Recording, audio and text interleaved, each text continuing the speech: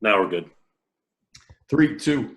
What up, everybody? JP Finlay, Redskins Talk Podcast. The NFL Draft is done. Terminaron. We are finished.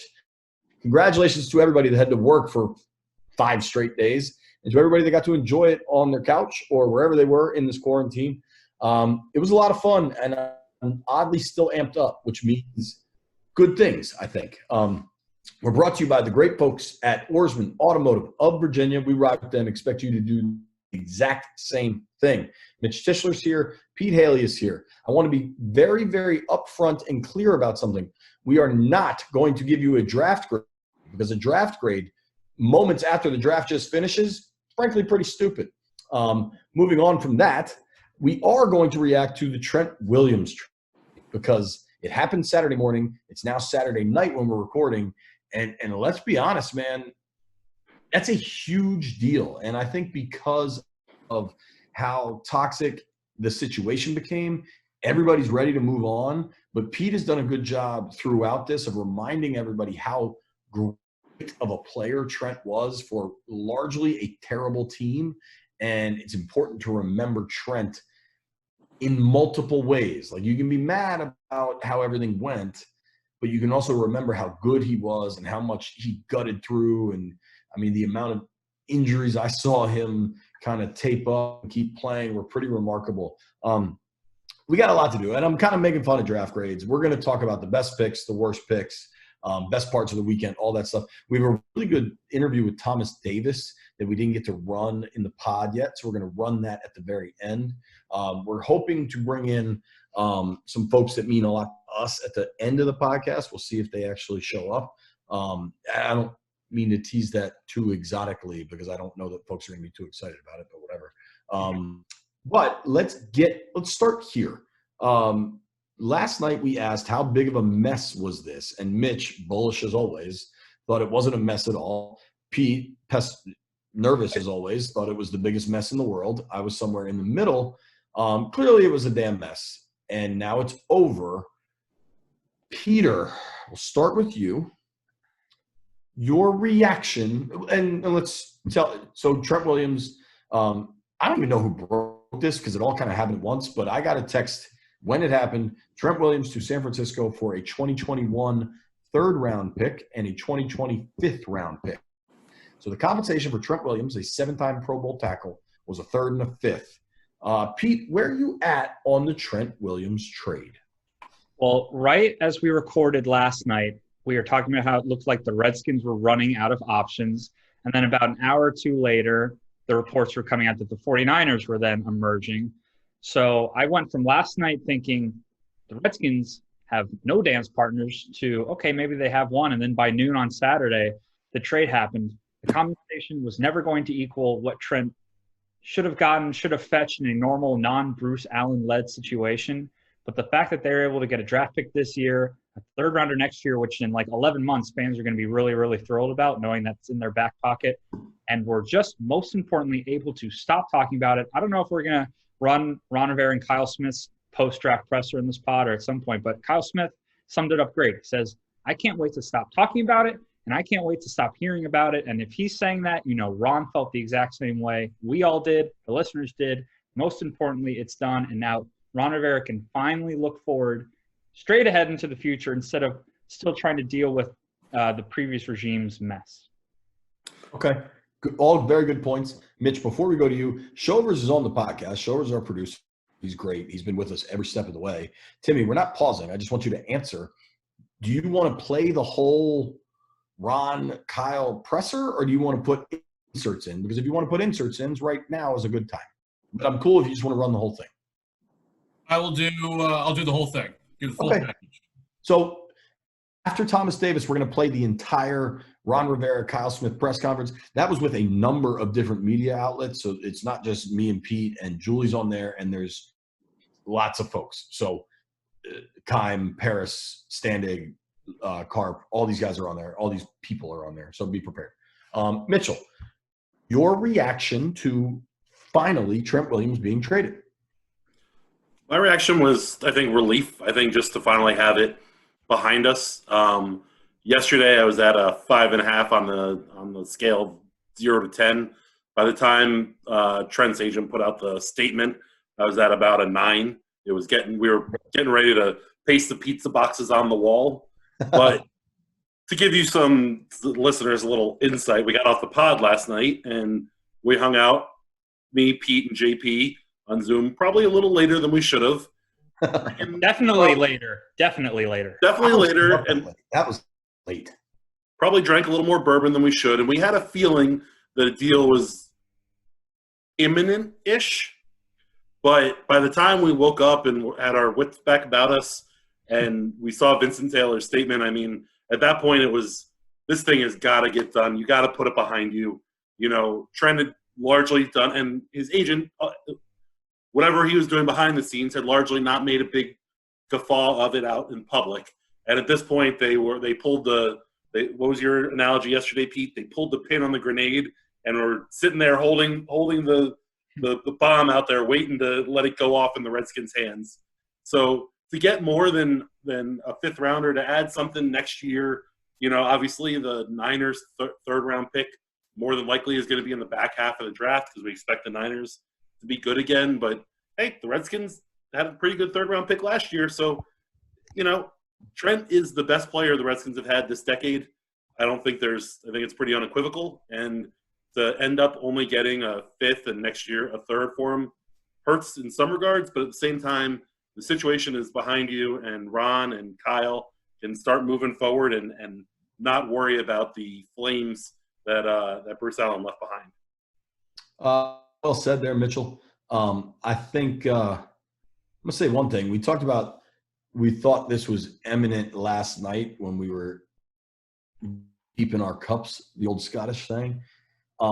If you check out my Instagram, I posted a video today about the Trent Williams trade to San Francisco, and astute viewers might notice that was the suit I was wearing Thursday night for the first round of the NFL draft. So I'm going to leave that there.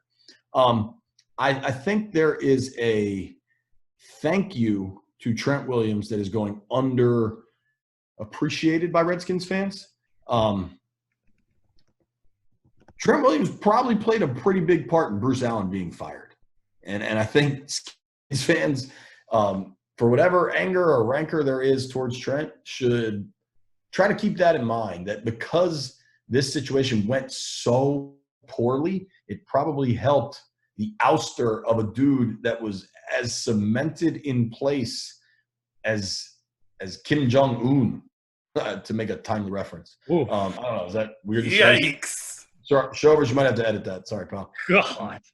But, like, Bruce was not going anywhere. It was 3-13. There were a lot of things. But how awful the Trent Williams situation played out was a part of that ouster. And I think that's an important factor. I also think, and I tweeted this earlier, I'm going to write about it someday if I ever get some sleep, that it's a big step for the organization to make a trade with the Niners. It shows that Ron Rivera is absolutely in charge of this team, because we know the Niners wanted Kirk, and we know that Bruce, at the behest of ownership or not, I don't know that part, but I know that the Skins wouldn't even talk to the Niners about trading Kirk out there. And now Ron's willing to trade Trent to San Fran. And, dude, I mean, we'll see what the odds are after the draft, but, like, I imagine the Niners are top 4, top 5 odds to win the Super Bowl. Like, it's entirely possible that in a year's time, there's a picture of Trent and Kyle holding a Lombardi. And that's got to be pretty hard for Dan Snyder, frankly. But, like, this was the best move the Redskins organization could make to get rid of the problem. And Ron Rivera is starting fresh. He's not dealing with all the baggage of the past. He wants to move forward. And this could not have dragged on. Mitch, I know you said for a while, hey, just keep him. He's got to play. Who cares? He'll be a pro. That could not have been an option. That was a terrible, terrible option. Rivera knew it. Kyle Smith knew it. They got rid of him. The compensation wasn't great. I'm going to read Kyle's quotes because they're really good. And you're going to hear whole thing later, but I just want to read this right now. Trent Williams is a first-round value. That's what he is. That's what the tape tells you. That's what everybody knows. His circumstance and everything that's gone into this for 2 years or whatever it's been, that's what's devalued him.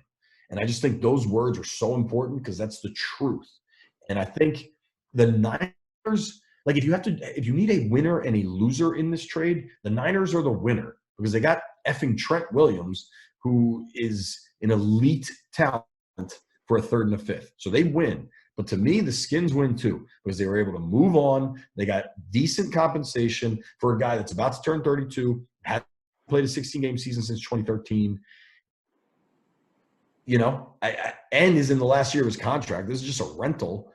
I think the Skins did fine. I think in a lot of ways the real loser in this is Trent Williams. He sat out 2019. He lost $13 million for nothing. He didn't get a new contract. The goal was a new contract. He didn't get it. I don't know. To your point about it being a big step, I totally agree. That's spot on. The Redskins have been so obsessed for so long with winning the off-field drama and the off-field storylines and the posturing. This one was one where they tried to do that for a year and they could have kept trying, but finally they just accepted that this was the end of the line, that Trent was almost like how the Patriots viewed Gronk. Like, the guy's just not going to play for them. You just need to get rid of him at some point and get some sort of value. They were able to. And then completely unrelated, I am so glad we no longer have to care about Vince Taylor's statements on Twitter. Nothing good happens when a Vince Taylor statement hits Twitter. No. For the most part, if an agent is putting out a statement on Twitter about one of their players, you're not in a great situation. But regardless, they were able to move. I mean, what was great was almost the timeline of it.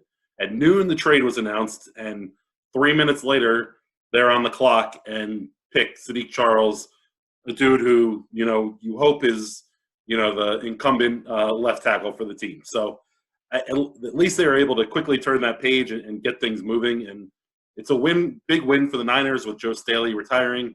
They get it's hard to upgrade over a Hall of Famer, but at Staley's age to have Trent slide in, pretty damn good for them. So yeah, hopefully, I did a TV hit with Mayoko in San Fran, and he's like, so what should Niners fans expect out of Trent Williams? I was like, listen, I know you guys love Joe Staley, but Trent's, to me, every bit as good. They're different players, but I don't know. That's a hell of a second fiddle if that's what you think it is. Yeah.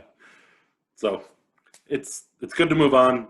There's the only tiny linger of the Bruce Allen era is whatever ends up happening with Brandon Sheriff, if they can work out a long-term deal or whatever.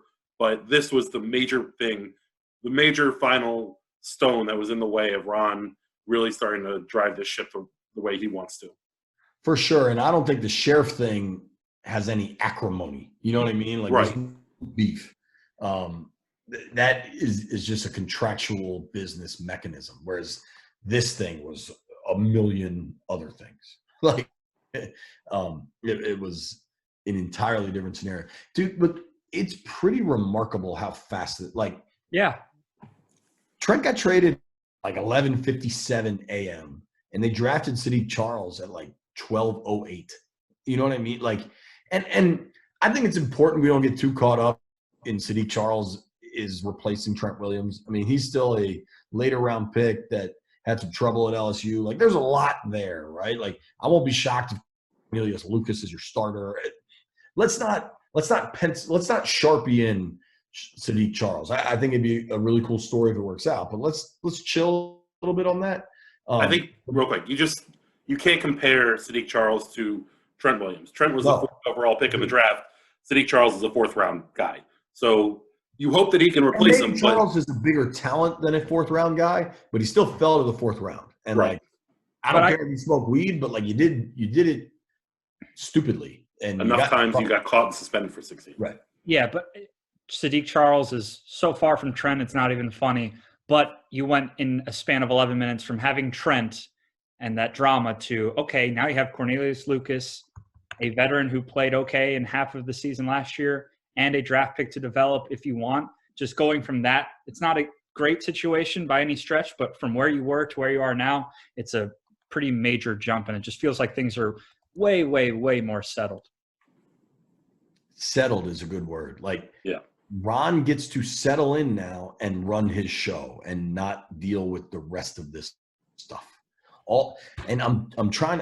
Hopefully people have noticed. I've tried to be very good with my language because I recognize that in the Zoom and like in our work from home environment, having to edit what I say is a lot harder. So I'm really trying not to curse, and so I'm going to say that all the stuff is gone, but stuff is not the word I want to use. And it would probably be preceded by multiple adjectives before I say stuff. But the stuff is gone. I'm a man that likes adjectives. You guys yelled at me yesterday about my adjectives, but here we are. You like adjectives, and yet you proceeded to say your expectation for Chase Young is that he makes the defense better. You're right. It's a bad season if he's not the defensive rookie of the year. That's what I should have said. This is the new debate. This is the new 200 yards debate. Yeah, really. Shovers is here, which is kind of fun because I usually have to like text him. Timmy, I think we're good on Trent. You want us to keep going on Trent, or you want us to move? I think it's time to move on. You've covered all the bases. My man. Nice baseball pun there, Shovers. I want to thank the folks Oarsman Automotive of Virginia. We ride with them. Hope you do the exact same thing. All their locations are open. All their locations can service your car. All their locations can sell you a car, or lease you a car, or rent you a car, or get Pete's grandmother a new car so he gets a new car in turn. I think we can have a little bit of fun now. We're going to go best pick. Then we're going to go best pick non-Chase Young edition. And then we're going to go pick least likely to deliver on their draft position. Because it's too easy to say that the dude from NC State that was the last pick won't make the roster, right? Like, that's easy. I don't see a path to the roster for that guy because they're stacked on the D-line. But we're going to do it a little differently. Best pick is Chase Young. I'm not even going to keep going. You guys, anybody on best pick? Entirely agree. I don't even need to add anything. Please continue. Okay. So best pick, non-Chase Young edition, Mitch Tischler. Easy for me. Sadiq Charles. I like the kid. Yeah. Listen, he's the starting left tackle on an offensive line that was rated the best offensive line in college football. He guarded the blind side for the Heisman winning trophy quarterback. Yes, he had his issues. To me, the only issue with what he did in college was that he didn't have the wherewithal to not be caught multiple times to the point that he got suspended. If all it was smoking a little weed, then the new CBA has basically legislated all of that out, and it's basically not an issue. So, as long as he can keep his head in the right playing field, he'll be fine. And he's in a new situation. He has a new opportunity to play. Go ahead, JP. No, I was waiting for you to finish, but I wanted to say a couple things.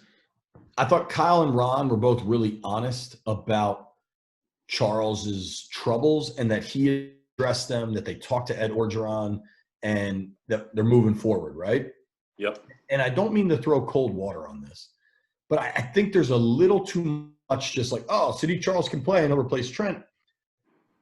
Mitch, Pete was a nerd in college. We know that, right? But yeah. You and I were in college and did all sorts of what now are legal or quasi-legal or whatever the hell. I don't know about you. Like, I didn't get in trouble. And then if I got in trouble, I didn't get in trouble again. Right. Like, I do think there needs to be a serious question, and maybe he'll grow up. I hope so, and then we're good. But, like, I think there's a little bit too much forgiveness. I don't want to say Ashburn syndrome because that's unfair to the young man because we don't know him yet. But we're kind of like, you ever been in a situation where a whole bunch of terrible stuff happens and then like something kind of good happens? You're like, oh my God, this is the best thing ever. Like, you were dating a girl that broke your heart, and then the next girl is like relatively good looking and kind of nice to you. So you're like, oh my God, I'm in love. Like, are we sure that's not the situation? Here's the thing. I'm not ignoring what happened off the field, because obviously it plays into who he is, and that's why he dropped to the 4th round. But when you look at his play on the field, there are a lot of positives to look at. His college O-line coach called him an ultimate competitor, which we've listened to Ron talking platitudes, obviously all offseason about creating competition and versatility and all those things. He's a mauler. He's a guy who wants to go out there and get his hands on you. He's what you want from an offensive lineman. I mean, he's going to have to get a little stronger and put on some weight and obviously work on some technique and all that kind of stuff. But, I mean, he played at the best college for the best team and started at left tackle. He's got a pedigree. It's not like he's stepping in here and he's this huge project from the start. So maybe he's not, a Pro Bowler in year 1, but certainly, with time and with work, he can be really good. I mean, I'm not going to go out and say that he's a failure if he's not the offensive player of the year, because I'm not crazy like that. I'm just saying that I think that he has an opportunity to be a good offensive tackle and help this team for years to come. He's a big man, so he doesn't often throw little jabs or quick jabs, but that was a good little quick jab. I'm with you, and I think it's important to highlight all the good stuff. I think he could be really good. I just don't think we should rush into this thing. I also love when the big man starts talking about big men, and he doesn't mean to, but he just gets into like the most cliched stuff. He's like, yeah, he gets his hands on him, and he starts pushing him around. Because I'm not going to sit here and pretend I enjoy that. Mitchell, I'm not going to sit here and pretend like I'm going to, he has good bend and his balance is this and his hips are, I'm not going to sit here and pretend like I can break down from watching 30 seconds of highlights on Twitter his, how good he is in the different pass sets. Hush. Let me say 2 things. I know you've watched more than 30 seconds on Twitter. I know you've accessed some college scouts to actually watch that kid. I know the truth here that you're trying to be weirdly shy about. So I'm glad that you're excited. I think people should be excited. Line play, and you're excited about the kid. So that's cool. It's fair. I mean this sincerely. I love when you start talking about that kind of stuff. Peter Hailey, whose hair is growing in quite well, I'm going to add. I'm clearly feeling charitable here in day 3 of the draft. Yeah. Your favorite pick, buddy? Non-Chase Young edition. I'm going to go Antonio Gibson. There still seems to be some level of consternation about where he plays, who he replaces, what he'll learn, what he can do. Sometimes football is a very, very simple game. The Redskins need to score touchdowns. Antonio Gibson scores touchdowns. Some of the plays he had in college, and so many a-holes on Twitter show me clips against him where he's not playing SMU. He's playing against the guys he played against, and he's making 2 guys miss and breaking a tackle and pulling away from a 3rd and a 4th person. It's really, really impressive stuff. I love the versatility. I love his fit with Scott Turner.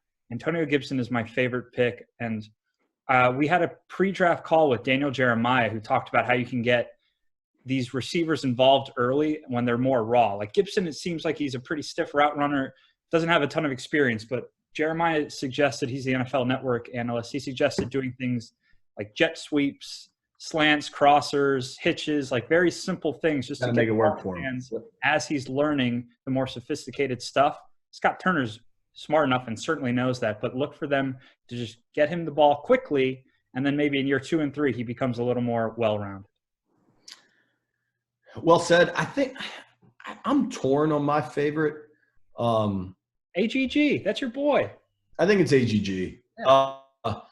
Timmy, I don't know if there's any way that you're going to have this audio in time. At some point, we're going to play it. I'm just going to leave it as a tease because we're not going to address it now because we're not going to have it tonight. But it's a tease. Yeah. AGG and I had a moment on something that's really, really stupid, but I think will be awesome if it ever happens. So we're just going to leave it there. Mitch, you can guarantee that exists somewhere and eventually we'll have it? In a vacuum right now, yes. It's got to be. I'm asking for a guarantee here, big man. I'll guarantee it. I believe it. Your guarantee means nothing. The amount of cameras we had rolling and people we had watching, there's got to be. Pete, I love you. Your guarantee means nothing. Thank you. Our producer, Gary Carter, just joined us. Gary, I hope you have an answer for us. I'm guessing that we do have it. I'm going to make a couple quick texts and calls and see what we have it. But a pretty cool moment, and I would bet that you would be having that on on a podcast in the future time. Respectfully, so Gary. great. And Gary Carter, real quick. Gary Carter is an OG on the Redskins beat. Mitch, just let me speak, please. I promise. That's where I'm headed. I know. Just respectfully, we asked you to get that information 3 hours ago.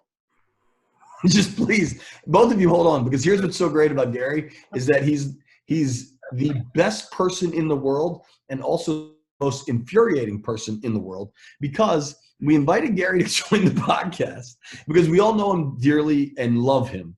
And we're going to get into Gary's whole GD history here. But Gary was at least 30 minutes late to show up to the Zoom. And I texted him, hey, are you jumping on? And he said, yeah, I'm in the waiting room. I said, awesome. We're going to bring you in. Don't talk till I bring you in, please. And then he was on the Zoom for maybe 45 seconds before he just jumped in. He's asked me. Oh, my God, he brought me in. It's not my fault. No one brought you in. Somebody brought him in. Mitch brought him. I allowed him into the room. Gary, he let you into the room. We were going to introduce you to the conversation. Didn't he just say, oh, ask Gary? And then, thank you, Pete. Yes. Pete's backing me up here. Gary, somebody requested Gary to answer a question. He did. Look, Gary's and crazy, but he's right on this one. I'm sorry. No, he's not. No, he's not. All right, dude. All right, so Gary's here now. Hold on. Explain why AGG is your favorite pick real quick. Are you asking me? Yeah, you haven't done it yet. I think he's a legit player, man. When we were doing – they made us do 8,000 rehearsals for this draft show. And I want to be clear that the draft shows we did were awesome, and major, major credit to all of our technical people and all of our producers and my 8,000 bosses, everybody involved. Like, it was cool and it was awesome, and I'm glad we did it. But the rehearsals were outrageous. Somewhere along the line, we were doing one of the 400 rehearsals, and Santana talked about AGG, and that like got my attention because Tana doesn't talk about dudes from Liberty very often. And eventually he explained that it was because the quarterback from his high school was at Liberty, whatever the hell. So I started looking at this kid. I started kind of paying attention because a lot of Skins fans were on him and tweeting me clips and everything. And I sent some texts around kind of asking about him. I'm like, man, this kid is really interesting. He's 6'4". I don't really care. I care about 40 times if they're under 4'4". Like if they're super, right? Like that's when it matters. But if you're a receiver and you're going to get drafted in the NFL, your 40 times probably going to be, oh boy. Gigi, come on, say hello. I'm not saying that. Come on, come say hi. No. I am at my in-laws, and my mother-in-law just brought me a fresh buffalo trace. Ooh, wow. Come to my in-laws more often. You sure you don't want to come say hi? Hi. She's hi. That's on Gigi. But I think that's a good call, Pete. GG on AGG. I think he can play. I'm not going to make any where I'm comfortable making outrageous demands is on Chase Young. I'm not making him on Antonio Gandy Golden, but I think he can play. So that's my favorite pick. So real quick, guys, before I don't mean to interrupt. Sorry. I think I'm the only one of us who saw him play in person. I went to the Liberty-Syracuse game this year down in Lynchburg, and he looks good. I mean, you could tell it was the first game of the year. If you guys remember, that was the game where Hugh Freeze was in the hospital bed coaching from the stands. It was pretty wild. I love you. Please, Mitch, how perfect is it that Gary wasn't supposed to talk until the last segment of the podcast? He's now jumped in twice and is telling us about Hugh Freeze in a hospital bed at a Liberty versus Syracuse game. How perfect is that? For the record, I haven't enacted this on Pete in a long time, but I've muted Gary. Yeah! Suck it, Gary.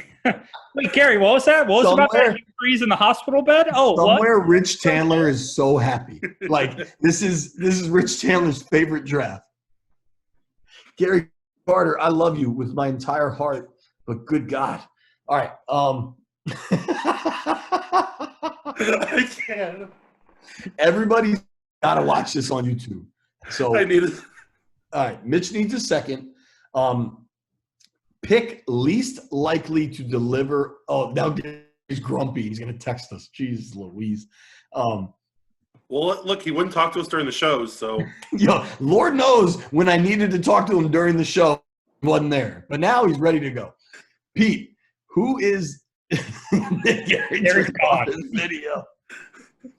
Who is least likely to deliver on their draft position?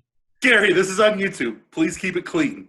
So I think the pick that most raised my eyebrows and I guess makes this the answer was Keith Ishmael, because I know Ron loves the flex interior lineman, and Ishmael definitely does that, and he blocked for a couple 2,000-yard rushers in college, so he's clearly been a part of really good offensive lines in the past, but it already feels like they have so many guard-center combos that adding another was somewhat of a mystery to me. But when new coaches come in, they value different linemen in different ways. So I think maybe this is Scott Turner trying to find a quicker guy.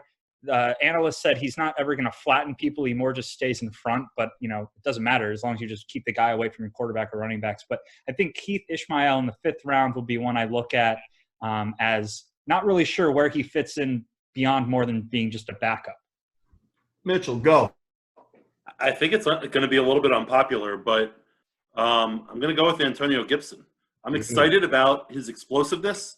However, the Redskins already have Steven Sims, and not a lot of teams have two guys that do the same thing, which is basically be super fast and run good routes and all that stuff. I don't know where – neither of them run good routes. That's what I'm saying. I mean, who are super fast but don't run good routes. Right. To me, I think you have Steven Sims in that super athlete role. I don't know if you have room on a roster for two guys that do that, but obviously the Redskins need speed. So I think that ultimately, he makes the roster. I just don't know where he really slots in because he's not really a running back. He's not really a wide receiver. And if he's playing that scat back role sort of thing, Steven Sims really carved out pretty well last year. I agree. The difference is Gibson is way bigger than Sims. I know. Come here, baby. Say goodnight to everybody. Shelby! Hey, Shelby. You match the wall, Shelby. You're wearing stripes. This is a good addition to the podcast. Does match the wall. He's already providing better insight than Gary. Hey, sweetheart, who was your favorite pick in the draft? Ooh. Don't you love the first guy? Joey, who's the new Redskin? Who's the new Redskin? Tell him. I don't know. Okay, that's fine. Shelby's being shy. Mr. Shelby's Pizza up being extra shy. late. Shelby's up very late. All right, Shelby's up very late. I love you, honey. 10 o'clock. Good Lord. Good night, Shelby. I'm sorry, who the new Redskin is. He forget. Good night, Mrs. Finlay. He forgot what the new Redskin. Can you tell me his name? Chase Young. Chase Young. Very All good. right. There we go. I didn't forget him. I said that was my favorite pick. I love you, sweetheart. Get some sleep. It is late for Shelby. Normally she goes to bed much earlier, but we're at the grandparents' house where she gets to party a little bit. I hear you, Mitch, on Gibson. I think you're looking at a guy that just has 1 year of production at a position in flux. So I hear you, and I'm actually going to push back and say my guy's City Charles. I mean, this guy didn't start a ton of games. He's got the talent, but maybe my worry isn't his draft position because he was, a 4th rounder. I think with his size, skill, strength, all that, he makes sense as a 4th rounder. But I think the assumption that he can fill in for Trent is a big assumption. I think we should maybe slow down on that a bit. That's fair. All right, we're going to move forward. I want to thank the folks, Oarsman Automotive of Virginia. We ride with them. We expect you to do what, Pete? Buy their cars, support them, and tell your friends about them because they're just spectacular. Anything to add, Mitchell, about Oarsman Automotive of Virginia? We ride with them, so you should ride with them too. Well done. All right, we're almost getting to the Thomas Davis interview and the full Kyle Ron audio. But we want to bring in two people that are important to us, our guy Tim Shovers, who you've already heard from. And for the first time tonight, we're going to bring in a guy you guys haven't heard much from on the Redskins Talk podcast. Gary Carter is a producer. He's been with CSN and NBC Sports Washington for a long time. I don't even know how long Gary's been there. He was there when I first started. I think day one, right, Gary? Yes, day one. Day one. How long you been at GC? 19 years. Wow. Okay. So Gary Carter, who you guys haven't heard from at all, he's never a guy that would just randomly interrupt a podcast that is wildly successful and has an established audience. But Gary Carter covered the Redskins for a decade. How long were you out in Ashburn, GC, as the producer? 2007 to 2013. So my first year was Sean Taylor. The last year was the last year of Shanahan. All right. So you went to Miami the morning Taylor was murdered. You saw the rise and fall of RG3. I mean, you saw some stuff. Where do you think the Redskins are in terms of maybe, hopefully, possibly turning a corner, becoming a legit good franchise? I think they're closer. I mean, I grew up here, so I grew up a Redskin fan. So I try to separate the, covering the team for as long as I did and the fan. Yeah, but me and Pete are too, so we all try to do that. Good point. I think they're closer now because I think they've made the appropriate moves that they've needed to make the last several decades. And I thought you brought up a good point, JP. By trading Trent to San Francisco, that reveals a lot about where this franchise is moving forward, something that Bruce Allen would never have done in the past, trading him to Kyle Shanahan because they obviously did not like each other. Ron is willing to, wipe the slate clean, start over, get his guys in. I think that is a good step. I think they have a chance to really improve by adding Chase Young. I think, people were talking about, you should trade down. I think he's, without question, the best player in this draft. I think he is good enough to raise everyone's level of play. So I'm not expecting playoffs. I still think, obviously, they have big holes that you guys have already touched on. But I wouldn't be surprised if they are certainly more competitive than they were last year and in recent years. And you get to a point where maybe Haskins year 3, they're starting to make that push. The one thing I will say, though, to kind of keep that little hope alive, they've added a playoff team. So does that mean you can do something special and get lucky and catch a few breaks maybe? But I think they've turned the corner, but it's a big corner. GC, I love you. I want everybody to know sincerely, Gary Carter is like super important to me. When I used to be an office guy, Gary and I would walk and get big gulps together every day at 7-Eleven. And he's like a close friend of mine and all of ours, and one of the best dudes. The best. Legitimately in the universe. Best person ever. He's also the original bad guy. So anytime something goes sideways or one person makes a joke that goes a little too far, it's usually Gary Carter. So we got Gary here. We got Shovers here, who our audience knows and loves. We're going to do this. Best part of the weekend, because if you've listened to us at this point, I mean, you've probably consumed 3 hours, 3 days. It's also imperative that anybody listening to this podcast, make sure you listen to Thursday and Friday nights also, because I'm telling you, these jerks don't. That's a harsh term. There are folks that want fewer podcasts, and we're going to make sure. Sure, you might have to clean this up a bit. No, let it go. Let it go. Gary just ducked out. Did you notice that? Yeah. F this. I'm out of here. We need you to listen to all of the podcasts. So I want to start with the best part of the weekend. And it can be a draft pick. It could be something that happened on social media. It could be whatever the hell happened from Thursday to now, Saturday night. Does anybody want to start? Pete wants to start. Go ahead, buddy. Clear my throat for this.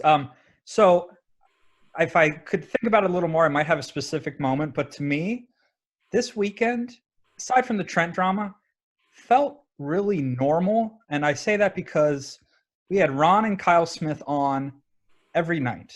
That's the head coach and the principal GM, decision maker, talking and answering football questions about why they made draft picks. That's what every franchise does, but this franchise hasn't been doing.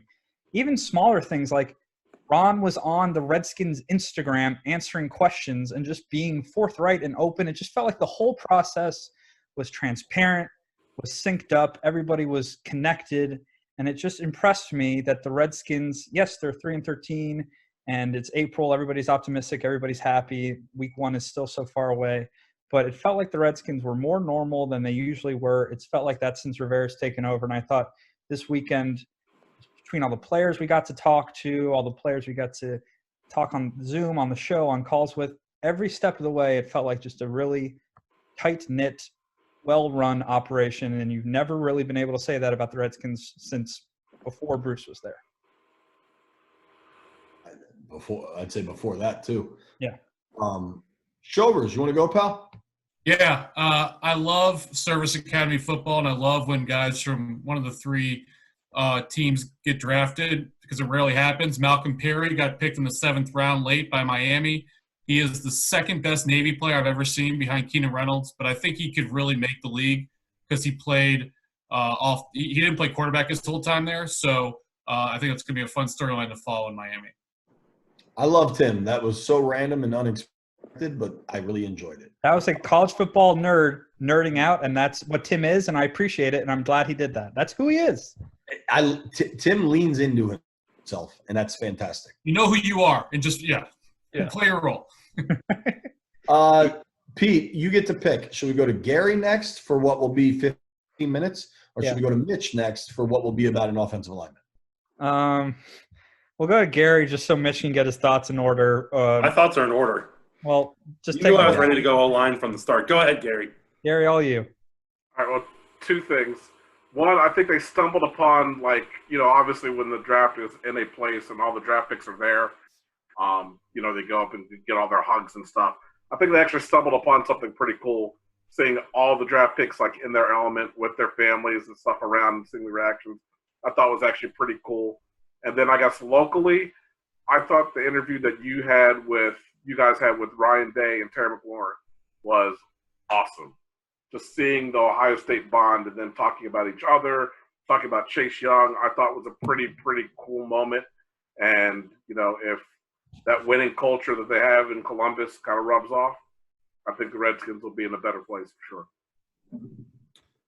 For me, it was the Trent saga was what it was, but the interaction between all the folks that we were on the shows with, Trevor Maddich and B. Mitch and Santana and the folks on Twitter and stuff like that, everyone wanted to talk left tackle. I loved it. We were just able to go back and forth talking about who should be picked where and what the pros and cons were of this guy or that guy. That was fun as hell for me. I enjoyed it. I also really enjoyed having Gary Carter back with the Redskins group. Absolutely.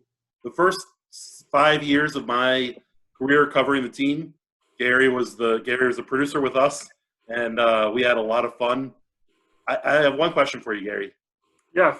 Are they allowing you to rent cars again, or is that still persona non grata after Minneapolis? I have not You don't ridden want to talk anymore, huh? I shouldn't say that. I have ridden a car since because I did finish that year, but it's been a while since I've ridden a car. Do they charge you the upgraded fee now? No. Like the under 25, or I've totaled a rental car fee? No. Bitch. Funny thing is, I actually used your name for the rental car, so I'm actually pretty good. So. I tell you what, we'll get our guy Ryan to take care of you. Don't worry about it. Thank you. I appreciate that. Mitch just got to throw heat. Jeez Louise. Having Gary in my ear for 3 days was so awesome and awful and awesome. How many Zoom meetings did Gary schedule this weekend? Yeah, So GC. many. Dude, the bosses know you do a good job. You don't have to they're already making us rehearse 4 hours a day for 3 weeks. We had 2-a-days basically. We had training camp. All about you. And why did everything turn out as well as it did? Because of you, buddy. Communicate. Certainly not because of the 8,000 meetings we had. But Hey, man. Hold on. We shout out Shovers from time to time on the podcast. Yeah. He comes on. Yes. The audio mashup you did for Thursday night after Chase Young was drafted, you guys need to go listen to that podcast on Thursday because that was awesome. He pulled the best of everybody talking about Chase. That was really cool. I didn't know you were doing that. So when we saw it or heard it, that was cool as hell. Thanks, man. Timmy, plug your Twitter or something. Tell the people who you are. All right, Nationals Talk Podcast. If you're a Skids fan, you love the Nats, listen to us. We got 2 episodes a week during the off season, which has been a little bit longer than initially anticipated. And then we keep it coverage. We have random moments from the defending World Series champions. We also look ahead. If you're a seam head at all and you love baseball and you love the Nats, it's the podcast for you. Yeah, before JP gets to his favorite moment, we don't say it enough. Shovers is an angel, makes the podcast really good. From the super cuts like that to more simply just bearing with us and staying up till 1 a.m. when we take forever. I appreciate it. Yeah, I'll echo that because I'm awful at time management and I'm awful at planning. I'm good at some things. Those are not things I'm good at. Timmy puts up with it and I appreciate it. Not to mention his audio wizardry. My favorite moments, having Gary back was awesome. Honestly, just kind of the banter in the Zoom during the shows when we weren't on air with Beeman and Tana and Trevor and Julie and the producers. Like it was fun, man. And it makes me realize how much we need sports. And I'm no politician. I'm no doctor. I don't know what the hell is going to happen, but I sure as heck hope we get our sports back. My favorite moment was the Gibson interview. I just thought that was really cool. I enjoyed Gary's point earlier, getting to see people in their homes and everything. You see a lot of elaborate places, but then you see some modest stuff too, and you realize what might be life-changing for people, and that's what draft night to me is all about, is these young men that have changed their lives, and if everything breaks right, they've changed the life of their parents and their kids and their families. And it's really incredible. Doing this all from home has been interesting and remarkable, and I don't know that I'll sign up for it every year, but it was cool and I'll never forget it. Interacting with our fans and listeners and everything else has been very cool. I've enjoyed these 3 days way more than I ever expected to, and I'm guessing you guys all agree. Yep. All right. We're going to go to Thomas Davis. What do you want to do, Timmy? Davis and then Ron? Or I always say he's the head coach. Go to the head coach first. Yeah, we'll go to Davis and we'll close it out with Rivera and Smith. All right. Shovers just completely disagree with me, which is totally fine. Thank you guys for listening. I hope, honestly, one day we're all back together and I will give you all the beers I owe you, to all of you. A pod party is Gary going Carter. to be turned. Yeah, dude. Lit. I honestly thought I had Mitch and Pete know that I'm like a daydreamer. Like I often lost in thoughts. And Sometimes I had mid-show. one about, what's that? Sometimes mid-show. Yeah, all the time. My brain is a complete three-ring circus. But I had a thought about, we always go to Joe's Inn in Richmond the first night of camp. And that's usually, we have to get there for the prep, and it's before camp actually opens the next day. And I had a thought all right, this year when we go to Joe's Inn, let's hope we go to Joe's Inn. Let's hope we go to camp. I'm just tweeting out hey, going to Joe's Inn tonight. Everybody should come. And it's not an official pod party. It's not an official anything. But anybody that shows up, we're going to go for it. And I then thought the first time I ever went to Joe's Inn was the first time I ever went to training camp was with Gary Carter, because I said, man, I'd like a BLT. And Gary's like, I know just the place. So this whole thing is going completely full circle. When I was just number 4 guy trying to crank blogs out about the Redskins, and Gary. So you're still blogging about the Redskins. I know. I think I'm going to be blogging about the Redskins for the rest of my life. We'll see how that goes. There's a lot of exciting things going on. I believe the pick is going to be in any second. The Cincinnati Bengals have officially taken Joe Burrow, news that people probably knew back in November, but now it's official. Joe Burrow is a Bengal. We are excited to welcome in Redskins safety, Mr. Landon Collins. Landon, thank you so much for taking time. There's a lot for us to ask you about with what we think is going to happen with the number 2 pick here. I want to start with something that's a little bit more important in real life. Earlier this week, you did some food deliveries to hospitals, nursing homes, and first responders just to show your support in the face of this coronavirus pandemic. what got you out of your house, out of your safety zone, and into the cars, taking that food out to these folks? Honestly, my girl did that, and she was like, "Hey, let's be something great for our foundation. We got a foundation, the Humble Path Foundation, and also with 12 tables with my chef Mel. We were just getting together, talking about what we couldn't do. And I got my chef Mel was honestly already delivering food. So I said, hey, I want to deliver food to hospitals because our workers and our frontline workers are really not getting the opportunity to eat the proper food. They eat snacks, cookies, here and there. We need their energy right the proper way, not the sugar way, the proper way. So giving them healthy meals. So that was a big thing on my chest to do. You know, Landon, I'm kind of eating a lot of sugar and stuff, so maybe I need to re-examine what I'm doing here in the quarantine. But let me ask you this: what was the best or most emotional reaction you got when you? People know who you are, dude. You're the starting safety for the Washington Redskins. You've been to Pro Bowls. You're a big deal. People had to notice who you were, even if you had a mask on. Yeah, most people did. A lot of them wanted to try to give me a hug. I was like, you gotta keep 6 feet away, but at the same time, most of the best things that happened was you get some crying. That'd be the biggest thing I've gotten. It was like this hit my heart differently because I was like, dang, I know it was gonna touch, but it didn't register me that somebody was gonna cry because there was no time of need, you know. While we're waiting for this Redskins pick, going back to football a little bit, how's this virtual learning been from afar with Jack Del Rio and with Ron Rivera and how's it been going for you? It's not been bad. It hasn't been bad at all. Honestly, it's been very smooth. Only thing that's really bad about it is the videos they try to show us about the concepts on how the things are done. But just going through having breakdown, it's like a regular team meeting, defensive meeting, position meeting, how you want to say, and it's coaches breaking it down step by step like they would in the meeting room. So, I mean, it's kind of just second nature from there. It's just funny just being on the iPad, looking at the camera, and having your face on that. You got to be tuned in, you know. And it's harder that way when you're in the meeting room because you can see different things. You can kind of move around. You get in the chair, stuff like that. When you stand at the video the whole time, it's getting kind of boring. So, yeah. Landon, No I'm tech problems yet?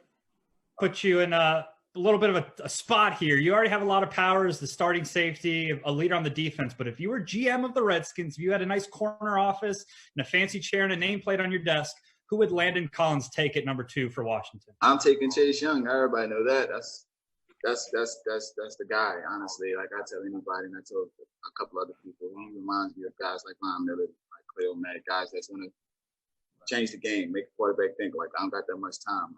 He's gonna be able to set the edge and also be able to move those left tackles, right tackles back with ease, with no problem. So that'd be definitely big for us.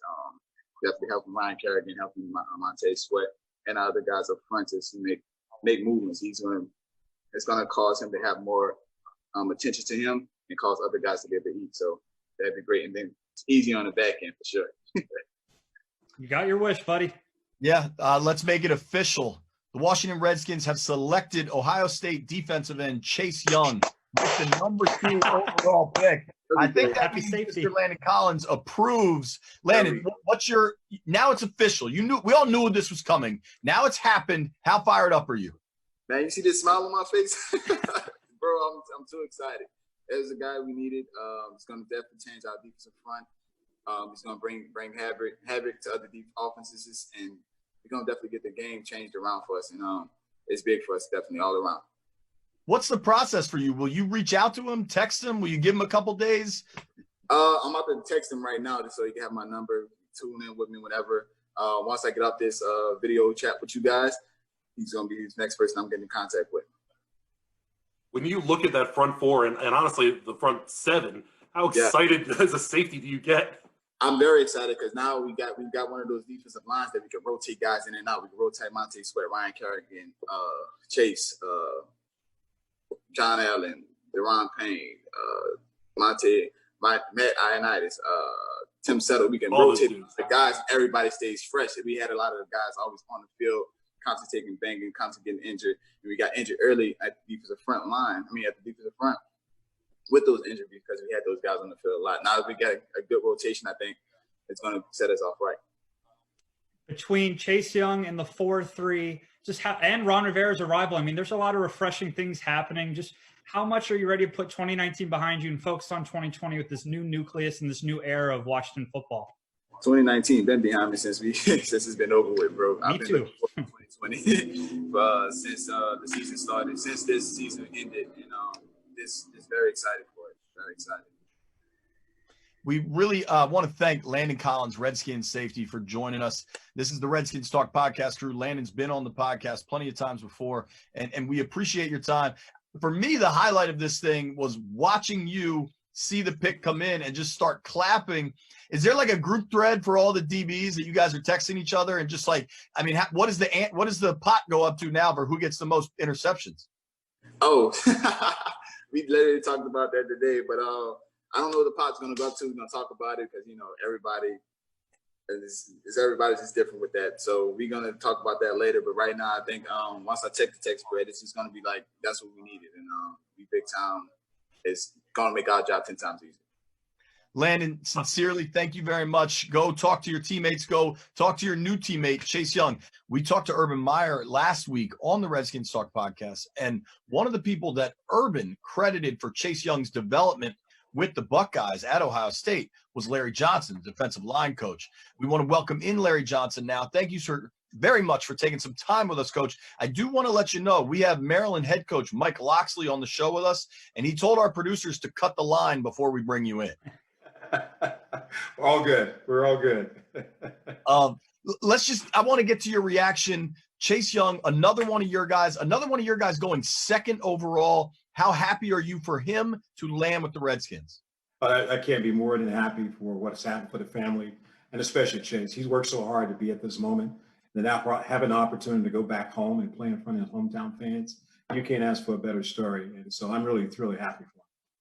I got to ask this because it's something we all do. Who's your comparison for what Chase Young can become in the NFL? I mean, you have to go to Julius Peppers just because of the size and athleticism. He's a little bit of Julius Peppers, I think. But he's got a combination of a lot of things. But Julius Peppers is a guy that kind of jumps on the table for me in the sense of the player of the NFL that he plays more like.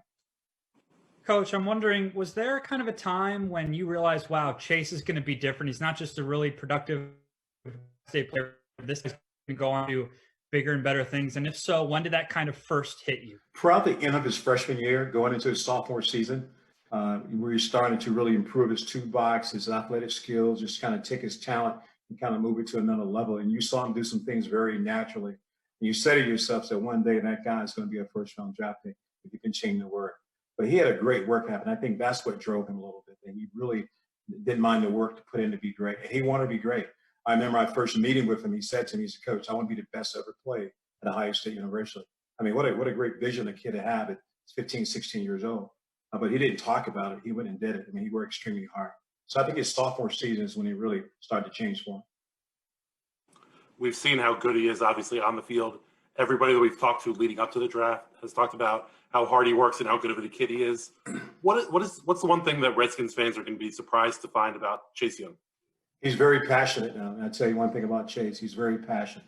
He cares about people. He cares about his teammates. I mean, that's the thing that in the locker room, I think he's going to be a great locker room guy. But outside in the community, he'll reach and touch a lot of people just because who he is. So I think he's got great leadership skills, but he's got great people skills. I think you got to have that to have a chance to be successful. You know the DC area very well, and the Redskins have compiled a bunch of guys from the DMV. They drafted Dwayne Haskins last year, John Allen. They added a few more in free agency in Kendall Fuller and Sean Davis and Ronald Darby. Chase Young is now coming home. Urban Meyer kind of said that's a good thing, but there's a balance to it, that there could be – you got to make sure you're not getting caught up in things that can become distractions. How do you think Chase will handle that? He's got enough uncles around him, police force and guys, his dad. They'll do a good job of taking care of Chase. That's the thing I feel really happy about, that there's people around him that care for Chase as Chase, not Chase the football player. And Dad and I talked tonight. He said, I'm not his fan, I'm his dad, and I'm going to continue to do that. I think when you have a dad say that, you know he's in good hands. He's in good shape. And Chase is a great kid. I mean, he'll do great things there. So I think he's got enough people around him to keep him at bay, keep him really solid, and just do what you're supposed to do. As a coach, I'm sure there are some areas of his game that you've seen over the 4 years that have gotten really good, but is there something that might be missing or something he maybe needs to refine a little bit just to make sure that he seizes all the potential that we all see in him? Yeah, I think the thing we talked about is funny tonight. The first thing you say is, Coach, we got to get back in the lab. That's the way of getting back in and getting some work in. But I think one thing he's going to continue to improve on is just his power rush, be able to change his speed to power. And I think that's something that he'll work on. He's going to need it, that change up for him, because he can finesse a guy, he can run around a guy, he can get inside a guy. But sometimes you got to go through a guy. And I think that's one area that he'll really start to refine as he gets to the next level. Coach, I'm sorry. Did you say you texted with him tonight, the night he was the 2nd overall draft pick, and that he already wants to get back to practice? We actually just got off Zoom before you guys got on. We had a little Zoom room chat, and we were talking. He said, Coach, I said, get ready. He said, Coach, I'm ready to get in the lab. As soon as this is over, I'm coming to you. So that's just kind of player he is. I mean, he's not celebrating for even a night? No, he ready to go to work, man. This is a dream. He's not going to mess this up. That's remarkable. It is. That's the kind of kid he is, though. I mean, he's a great person. I got to ask this because you coached the Bosas. You saw the impact in San Francisco last year on that defense. How fast do you think Chase can make a big impact in the NFL? I think the one thing we all have to keep in mind, there is just 4 or 5 players there already. The Redskins on the front 4 are really good. If those 4 guys can learn to play together, I think that's the thing that 49ers did a really great job of. They brought Nick Bosa in, and he kind of fitted into those guys' talent and skills. So you can't just take care of one guy. When you got 4 guys on the front 4 are really good and playing really hard, and 3rd down and 2nd down and playing a run, Chase become a part of that. I think that's when he's at his best, because he become part of a team. I don't think he can walk in and say, I'm going to take this thing over. He's going to need 4 guys to help him out. And I think they have all the components to really be successful on the front 4. And I think that's what it takes. It takes 4 guys to turn one guy into a great player. I mean, you're a D-line coach. When you look at what the Redskins have and what they spent in the draft the past few years between John Allen and all the other guys, how much would you be licking your lips getting ready to coach these guys and see what they can do on the field? Hey, I tell you, I could probably coach these guys in a wheelchair, man. I'm just telling you. That's a lot of talent on the field, man. I'm just telling you. That's got to be a fun room for the D-line coach there, to walk in every morning and know what he has in that room to produce. So if those guys can gel together, play together, boy, it's going to be special to watch the Redskins, to watch them play. That's what I'm looking forward to. And Chase, with his attitude and his passion to be great, boy, it's going to be fun to watch. In what ways did you see Chase impact the game, and how did he kind of help the other guys on your line, and then even the linebackers, corners, and safeties? I'm sure there's some Buckeyes, on campus right now or wherever they are, looking and saying, man, I'm going to miss having Chase on our defense. So how did he make their jobs easier? Well, people talk about his sacks, the 16.5 sacks that he had, but you go back to the pressure that he had. There was more pressure than sacks, and that's, to me, is really indication of good defensive lineman. That you can create pressure even though you're not getting sacked. That helped the secondary. We play man-to-man, so just another step, just another tie-up. The ball's in the air, not as fast. It all ties in together. So I think that's made it different for our defensive team. And with his leadership skill, everybody played around him rather than we'll let Chase go do it. They didn't walk in here against, well, Chase is going to win the game. It was a really great team defensive concept going into the season. And it clearly made a serious impact. Coach, I'm sure you listened to the Redskins Talk podcast, but just in case you forgot, Pete over here is a Maryland grad, has never lived in the state of Michigan, but started dating a girl from Michigan, and in turn has decided he's a huge Wolverines fan. Ooh. I just wanted to know if there was anything you as a Buckeyes coach would like to maybe mention to him about that current state of that rivalry. I just got one word, 7-0. Well, I can't really do anything. I'm just going to drink out of my Michigan water bottle and just kind of sit here and be quiet. So, Coach, you win that one, buddy. To be fair, he wins it no matter what. Yeah, I know. Not that he needed that, but it's another win for him. Coach, we I'll hang that right next to his banners, I'm sure. Right. Yeah, right. Any advice so I got to talk to Chase a little bit at the Combine in Indy, and he seems like a very approachable, kind of funny, honest guy. Any advice on getting to know him for fans and kind of just everybody in the DC area? I think you're going to find out Chase is very approachable. He really cares about people. He's got great people skills, and you just got to be honest with him. Chase is an honest guy. He wants the truth all the time. No matter how tough it is, he wants the truth. And I think that's kind of his personality. So I think the Redskin fan is going to get a guy who's really honest, very sincere. He'll speak exactly what's on his mind. You know, if he doesn't play real well, he'll say, I didn't play well today. He's not afraid to take that on because he knows what he has to do. So I think you're going to not only a great football player, I really say early on, you get a great person with high character, really love people, and got great people skills. Coach Larry, Thank you, thank you so much for the time. We sincerely appreciate it. I can't believe you're talking to Chase and he already wants to get to practice, but that's the kind of work ethic that gets you to be the number 2 overall pick. Thank you for your time. Congrats on all your success, Coach. We sincerely appreciate it. Appreciate you guys. Let's bring in Mr. Terry McLaurin, and this is really cool. Ryan Day, head coach of the Ohio State Buckeyes, joins us as well. Gentlemen, thank you very much for both your time. I hope you and your families, everybody's happy and safe. I know I'm supposed to kind of lead this thing, but I just want you two to talk because you two know each other very well. Terry, you played in Columbus. Let's just have a catch-up session real quick before we start digging in. That sounds good. I haven't had a chance to catch up with Terry really other than just saying hi. So, I mean, how you got to be kidding me? How fired up are you? We got Chase there. You had Dwayne last year. I mean, this is the Columbus of the DMV. Yeah. I mean, I think it's pretty cool to have, some familiar faces on the team, obviously. Happy for Chase kind of just to see, I got to see when he first got to Ohio State to the man that he is now. And he was a leader for the team last year. So I feel like he's come into a great room, too. I feel like our D-line is one of our strongest units on our team. And I know he's going to come in hungry. So it's pretty cool to have another familiar face, I'd say. Crazy thing is that both those guys are from the Maryland area, so they're going to be close to home. Yeah. Oh, most definitely. I think, it's more than just football for them. You know what I mean? And they have an ability to know how they can outreach to the community as well. I'm really interested to see how they'll impact the community too. So we have quite a few DMV guys actually on the team now. So it's probably a pretty cool feeling to play for your hometown team. Coach Day, I'm going to jump in here. How do you expect Chase? I mean, everybody talks about his game on just another level. How do you expect him to immediately impact the NFL as a rookie? Well, I think it'll be similar to what Terry did. I think, coming out of Ohio State, we talk about it all the time, but it's real. I mean, you're going against the best players every day on the other side of the ball. So it's like practicing in the NFL. And, that combined with what our strength and conditioning coach, Mick Marotti, does to these guys in terms of preparing them physically and mentally and emotionally to compete every day. I think that's why you see, guys like Terry just excelling. It's just one thing to get drafted and have the opportunity, but it's another thing to see our guys do so well and create careers in the NFL.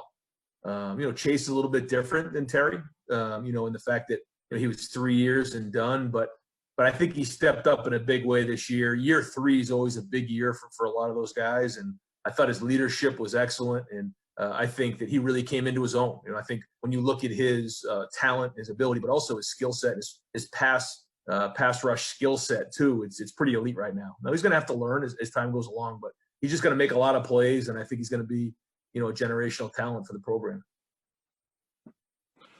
Terry, I don't mean to put you on the spot, but I'm going to put you on the spot a little bit. JP and Pete and I just yelled at each other a little bit.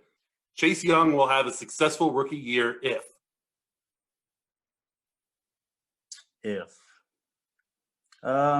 he continues to learn. I think he has all the things that you look for at that position physically.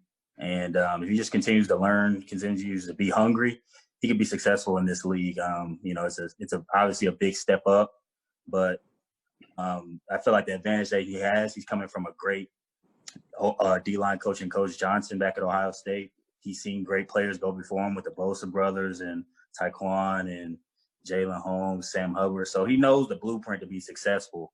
But as long as he continues to come in here and just learn as much as he can and apply that to what he's doing in practice to the field in the games, he'll be successful. But having the guys that he has with his unit is really going to help him a lot because it's going to be a very competitive D-line.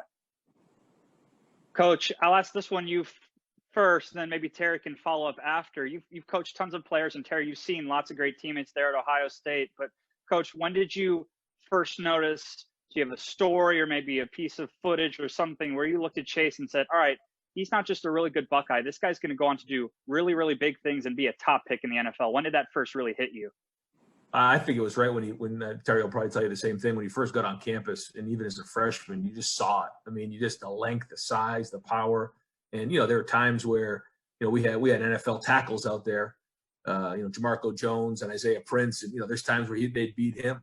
They beat those guys who were veteran guys on our team. Now, they didn't do it all the time, and he was still learning, and he'd make mistakes. But you saw those flashes, and then you made some big plays for us as a sophomore. Made the huge play to win the game at Penn State, and then kind of worked through an ankle injury. But then really started all to come together this year when he just became completely dominant.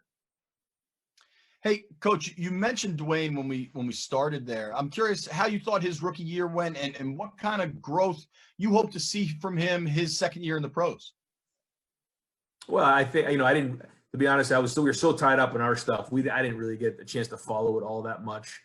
But what I felt like all along was that, he didn't get the, the luxury of what Terry McLaurin had, which was, 5 years of a program where he was, just grinding and working and learning his trade. And, you got a man when he walked into the building.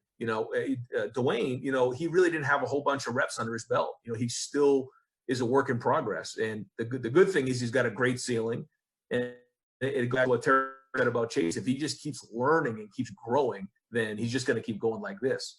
But, Dwayne played 1 year. And so this was the second year of starting and playing, real football. And so, that was a big jump for him. But he's very, very talented. He's got a great head on his shoulders. And if he stays humble and keeps working hard, then he'll just keep improving. And then the rest will take care of itself.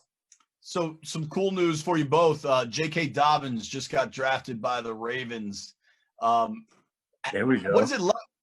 I mean, Terry, I know that's cool for you, but think about this for you, Coach. Yeah. I mean, you saw Chase and then Jeff Okudah go back-to-back in the first round. Your guys are coming off the board quick. How cool is that for you personally to see your guys take that next step? Well, what's neat is right now we're just knee-deep in recruiting, and to see young men and their families decide to come to Ohio State, and then to see it come to fruition. Everybody has a different story. I mean, Damon Arnett is similar to Terry McLaurin. I say it all the time. Terry was the offensive version. Damon was the defensive version. Everybody has their own journey.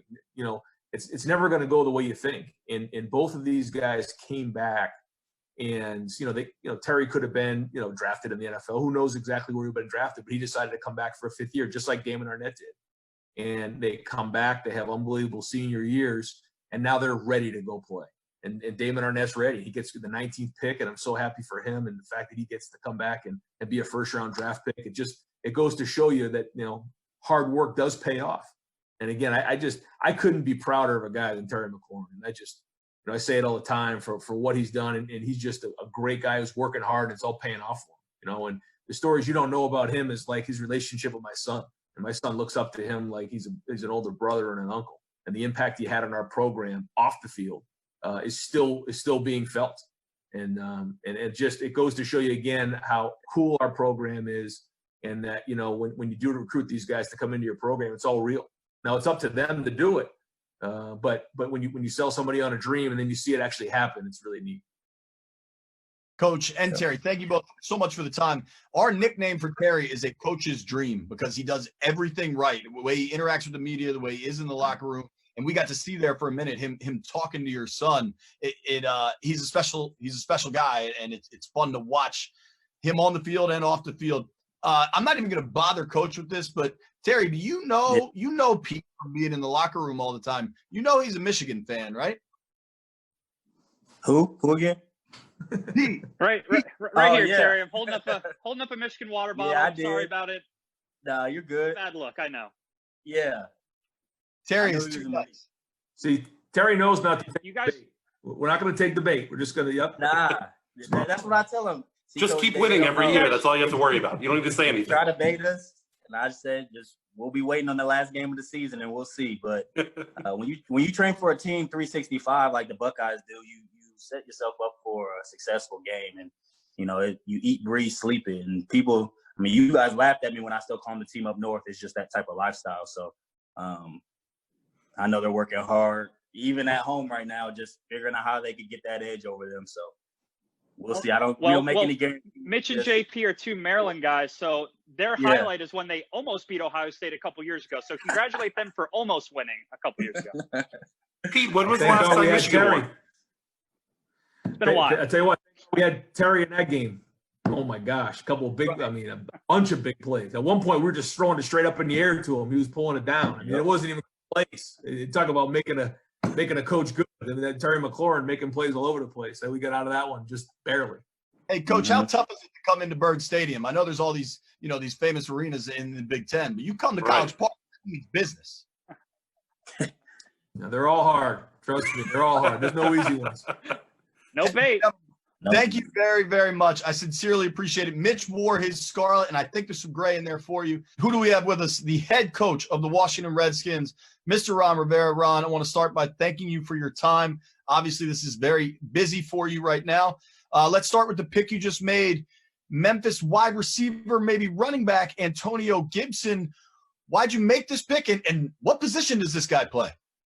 Well, this guy has a position flex. He can most certainly play both those positions. And, he's a young guy we think come in and can make an impact from the beginning. Whether it's going to be on special teams, whether it's going to be on the offensive side as a runner, as a receiver. He is a multi-talented young man. He's a little bit of a Swiss Army knife, but he's a guy that's going to come in and is going to create some situations for us. He's a guy that, as we talked about during the draft meetings, Coach Turner, Scott Turner, talked about the plan that he could envision for this young man. So that was one of the things that really kind of stuck in our mind as we were going through this process. I know in Indy there was a lot of talk about getting playmakers for Dwayne. Is this a guy you think can help right away getting on the field? Yeah, and not just, helping the quarterbacks out, but helping all the other positions. He's got speed. He's a vertical threat. He's a threat with the ball in his hands. He's a threat through the middle. So he's going to open things up for his teammates. He's going to help our receivers, help our tight ends, help our other backs. So, this is a guy that can come in and be part of what we're doing from the beginning.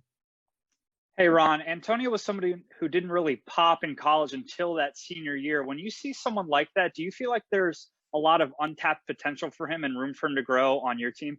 Yes, you talk about growth. Here's a young man that was very steady at the first portion of his career, going through the JUCO thing.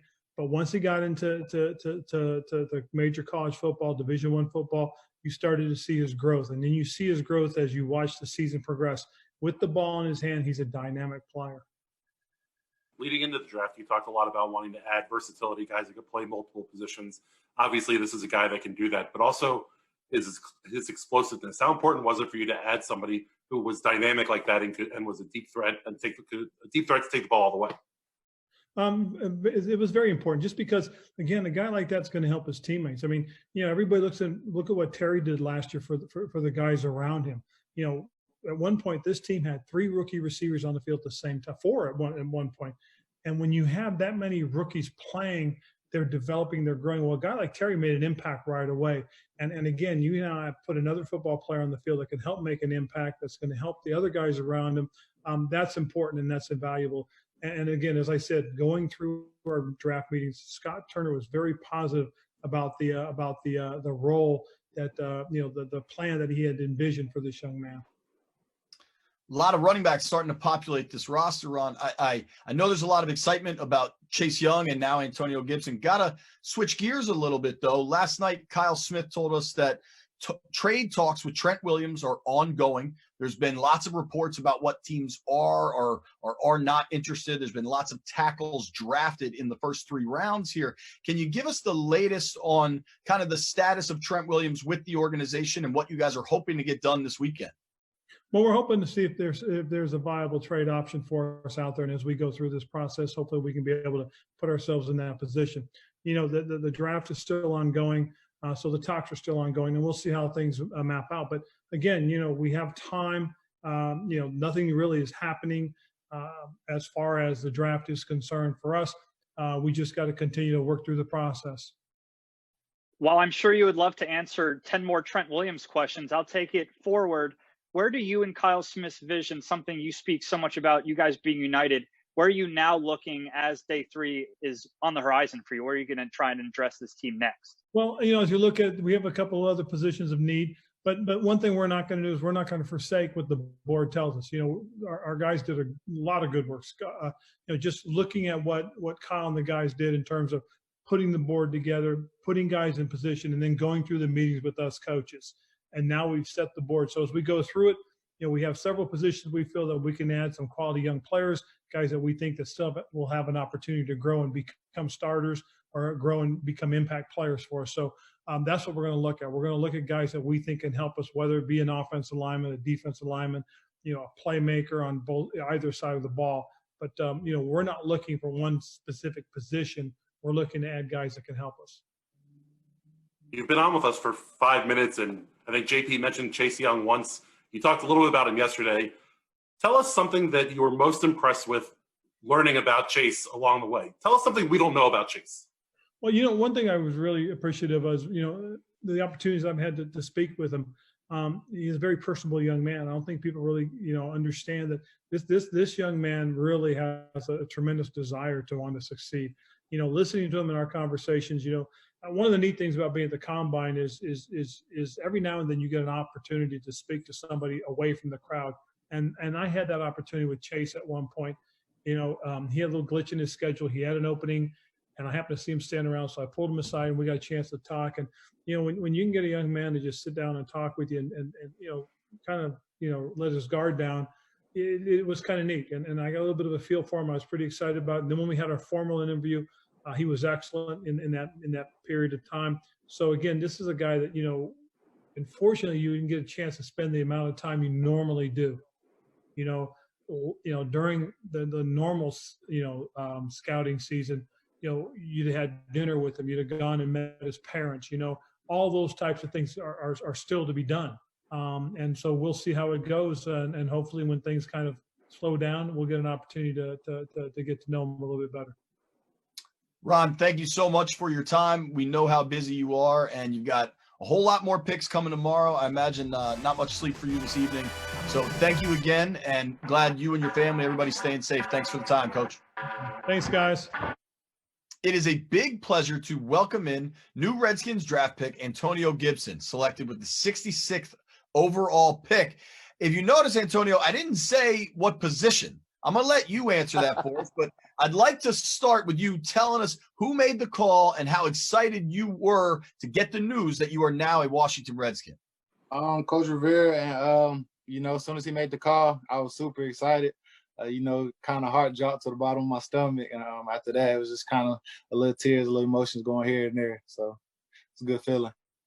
Antonio, and JP just said he's not going to talk to you about what position. Well, what position do you feel most comfortable? I just asked you about what you like to do. You said you like doing all of them. Which one you feel most comfortable doing? Honestly, not to sound cocky, but I feel comfortable at either position. If it's on special teams, running back or receiver, wherever the team needs me, I'm willing to do it, and that's what I'm going to do. Antonio, we talked a little about the Justice Fried Chicken down there in Memphis. There's one up in Greenbelt in Maryland, about 10 minutes away from the stadium. Don't eat too much of that because they need your speed. 7 touchdowns of 40 yards or more. How explosive are you? Super explosive. I feel like, once I see that second level and I put that speed on, I feel like I got this, I call it the second gear. It's kind of like a sprint. And then when I see that open field, it's another gear. And I kick into it. And after that, I feel like it's a wrap. You're a guy who really, really turned it on as a senior in school.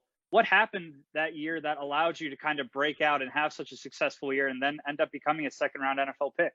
Third-round NFL pick, excuse me. Opportunity. That first year, we had a lot of talent in the backfield and in the receiver core. I was competing day in and day out every week. I was getting told I was going to have a chance to, showcase my talent. It just never came to that, but, I didn't take it to heart. I took my role on special teams, and I did it, 100%. That offseason, I kind of went in with a chip on my shoulder. Even the beginning of this season, I didn't get the opportunity like I wanted, but it started, moving along. I started getting opportunities, and I capitalized on every chance I got.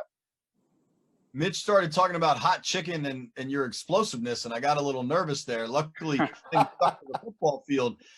Antonio, let me ask you this. Are you familiar with Scott Turner's offense, the Redskins offensive coordinator, and kind of what Christian McCaffrey has done in that system? Definitely. Somebody kind of compared me to him, and they said, I don't know if you want to be compared, but I feel like that's a good thing, a good guy to be compared to, because that's hot chicken. That's what I want to be. That's what I want to bring to the league. Somebody who could play running back. Also, I play receiver. And keep that nature. So, he's rushing for 1,000 and catching for 500. That's what I want to bring when the time comes. Antonio, you say your mom is from the area. Your sister was born up here as well. It's kind of like you coming home in a sense. Although you weren't born here, you have those ties. How proud are you to be drafted by the Redskin team when your mom being from this area? Man, it's just that side of the family. They kind of talked about it, but they didn't know it was gonna happen. Oh, you coming to the Redskins? You finally get to see you play. But that side of the family never got to see me play much because they were so far. A few of them got to come out see a couple games, but now the whole family can see me. It's gonna be exciting to be able to play in front of them. How excited were you to get that call from 703 phone number? Were you expecting the Redskins were on your radar? Was that a team you spent a lot of time talking to? I had a meeting with him. I talked to him, but I feel like it was always the same around like every coach. I had my meetings with them. I did well. They told me they love me or whatnot. They like what I could do on the field, but it was kind of consistent around every team. So I was stuck in a situation to where I was like, I don't know who would like actually draft me. And when they called, it was just a shocker because that's where my mom's from and that side of the family. So it's kind of crazy.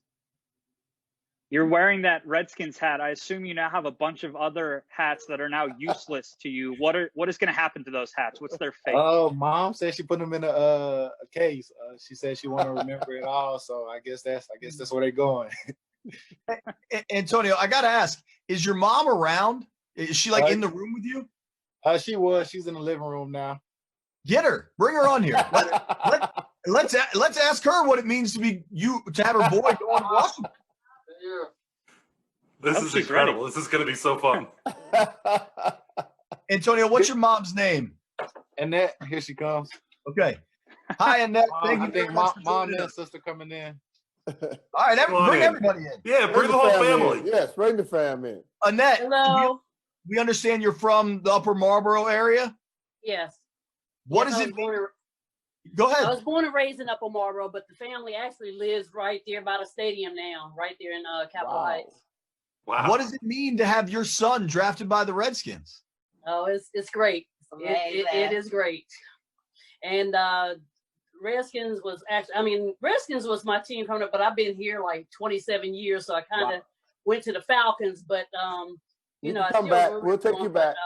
But my mom, oh my gosh, she's passed away now. But when I say she would have been so proud, she was a diehard Redskin.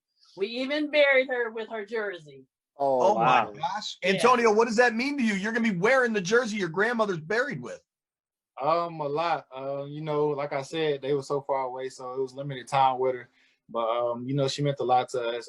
I knew how much she meant to my mom and the family.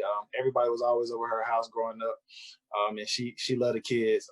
So that was I think that was my second tattoo. I got a tattoo on my forearm. So she was a real important piece in the family. So that's gonna mean a lot to be able to play.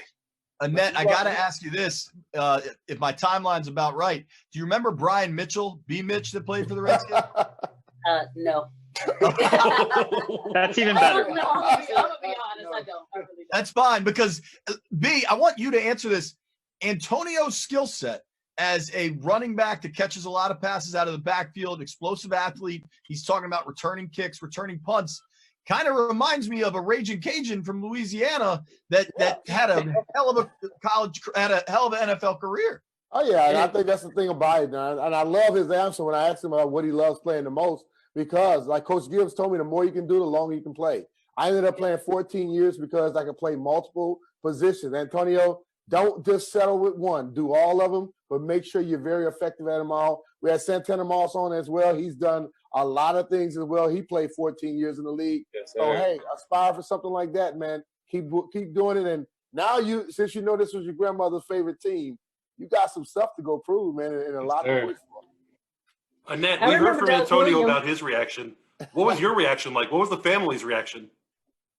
They got it before us. They got it before us. So I guess we was on the Zoom call and they kind of got it before us. You can hear them screaming over there. And I think the pick was just coming up for us. That's when, I kind of shed a little tear, enjoyed the moment with my mom and sister and then, family and friends. How many Gibson jerseys are going to be ordered tonight and through the weekend for this whole family here? Yes. It's a lot coming. It's going to be a lot. When I say we have huge family in Maryland, it's going to be a lot. Yeah, everybody. a small piece of advice. Don't order the jersey yet because they'll probably change his number after roster cut. You don't need to have a Gibson 74 jersey or something. Hey, there's nothing wrong with 74. A lot of Well, things wrong. he as Mom, I want whatever one he has. So if he has 74, I want that one. There as you well. go, Mom. Yeah. You have them all. But yeah, they can go with all those hats. Yes. Thank you guys so much for coming on. Appreciate it. It's really neat thank to you. see what it means to the whole family. And you got a family reunion every Sunday once you get to Washington. It's got to be an incredible feeling. For sure, definitely. I'm looking forward to it. Congratulations, man. Much success. Thank you. Congratulations. Thank you. Congratulations. Thank you very much to Antonio Gibson, the Redskins' third-round pick out of Memphis, a Memphis Tiger joining the Washington Redskins. Sure.